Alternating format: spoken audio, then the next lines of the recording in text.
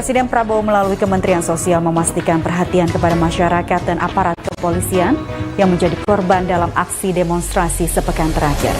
Menteri Sosial Saifullah Yusuf menyerahkan bantuan santunan secara langsung di Rumah Sakit Polri Kramat Jati, Jakarta Timur.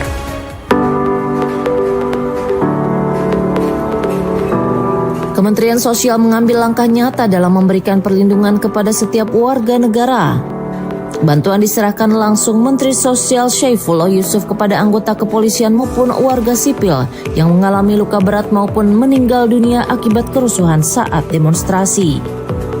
Santunan ini diberikan melalui kunjungan langsung ke Rumah Sakit Polri Kramat Jati, Jakarta Timur, Kamis malam. Dalam kunjungan itu, Menteri Sosial menyampaikan dukungan pemerintah tidak hanya terbatas pada santunan, tetapi juga mencakup proses pemulihan melalui rehabilitasi medis maupun sosial yang akan diatur secara bertahap. Berdasarkan data Kementerian Sosial, terdapat 7 warga sipil yang meninggal dunia dan 9 orang lainnya mengalami luka berat akibat aksi demonstrasi. Selain itu, santunan juga diberikan kepada 48 anggota kepolisian yang sempat dirawat di RS Polri dengan berbagai tingkat keparahan luka. Menteri Sosial menjelaskan seluruh bantuan berasal dari anggaran bantuan sosial non-kebencanaan yang memang telah dialokasikan kementerian sejak awal tahun. Dengan demikian, penyaluran ini menjadi bagian dari program yang sudah dirancang untuk menghadapi kondisi darurat sosial di luar bencana alam. Dan teman-teman sekalian, saya malam ini bisa mengunjungi para petugas yang masih di rumah sakit, dan ini tentu menjadi bagian dari perhatian kita bersama, khususnya dari Kementerian Sosial. Kita memberikan satu perhatian lewat santunan, baik untuk yang wafat maupun yang luka-luka, baik itu untuk warga maupun untuk masyarakat. Dan tentu ini melalui proses asesmen seperti yang selama ini dilakukan oleh Kementerian Sosial. Jadi kita ingin nanti para petugas atau warga yang menjadi korban tentu melalui proses pemulihan, ya, rehabilitasi medis, nanti tentu ada rehab-rehab yang lain seperti rehabilitasi sosial yang semuanya nanti akan kita diskusikan lebih lanjut. Tapi dengan kebersamaan yang luar biasa ini, tentu ini sungguh juga memberikan satu keringanan kepada keluarga, ya, keluarga korban khususnya, dan mudah-mudahan kita harapkan cepat sembuh, kembali pulih, dan bisa segera bertugas. Kira itu. Pak, sejauh ini ada berapa korban, Pak, yang diberikan santunan? Ya, yang sudah ada di dalam datanya Kementerian Sosial, ya, setelah melalui asesmen, ada 7 yang wafat, 9 yang luka berat, itu dari masyarakat. Sementara dari petugas itu yang luka berat ada sekitar 5 atau 6 masih dalam perawatan. Ya, kalau yang rawat jalan lumayan banyak, ya, dari 50.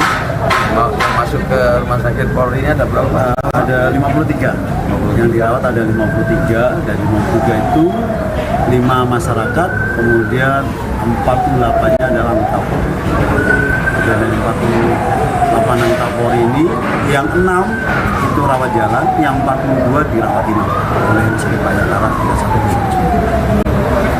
Per hari ini saat ini tinggal 5 anggota kami yang dirawat di rumah sakit. Sebelumnya total yang dirawat 42. Ya, 42 yang dirawat. Kalau untuk sipil udah pulang semua, Pak? Alhamdulillah yang sipil sudah.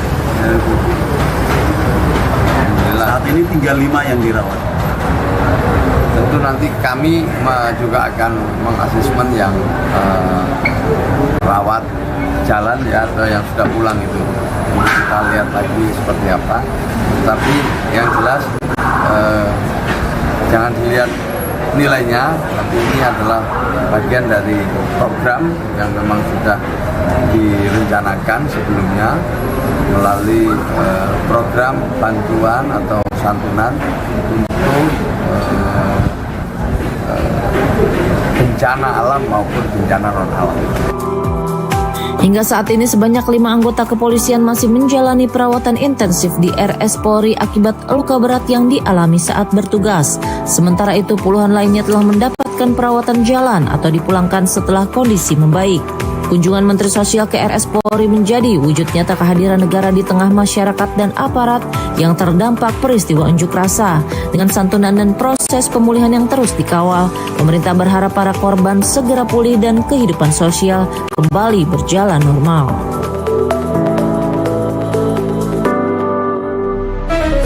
Presiden Prabowo Subianto melalui Perum Bulog membuka akses bagi publik untuk melihat langsung proses pemeliharaan beras di Gudang Kelapa Gading, Jakarta Utara. Upaya ini menjadi bentuk transparansi agar masyarakat yakin kualitas beras yang disimpan pemerintah tetap aman dan terjaga.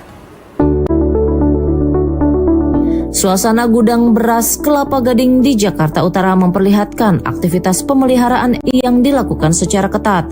Direktur Utama Bulog Ahmad Rizal Ramdhani menjelaskan perawatan dilakukan dengan sistem berlapis, mulai dari pemeriksaan harian, pemeliharaan mingguan, hingga pengecekan bulanan. Semua bertujuan memastikan beras tetap aman saat disimpan dalam jumlah besar. Metodenya mencakup pemeriksaan gudang ketika dibuka dan ditutup, pembersihan area penyimpanan hingga pengamatan visual sampai ke tumpukan paling atas. Dengan pola ini potensi kerusakan bisa terdeteksi sejak dini.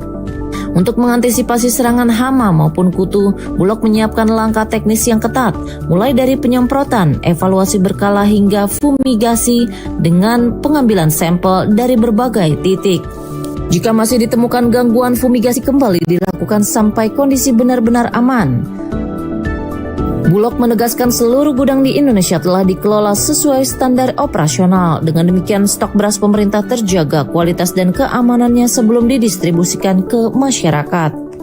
Syukur alhamdulillah tadi sejak pukul 11 kita tadi saksikan bersama bagaimana kami jajaran Bulog melaksanakan pemeliharaan dari tingkat harian, pemeliharaan tingkat mingguan, tingkat bulanan, sampai dengan tingkat tribulan.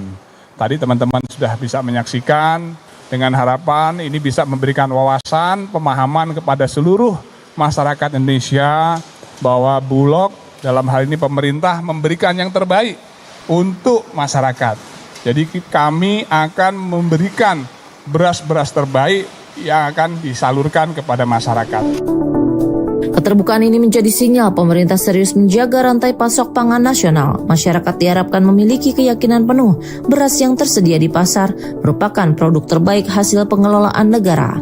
Melalui langkah transparansi di gudang penyimpanan, Bulog menunjukkan peran strategisnya sebagai penjaga cadangan beras nasional. Dari proses pemeliharaan hingga distribusi, semua diarahkan untuk memastikan ketersediaan pangan rakyat Indonesia tetap terjamin.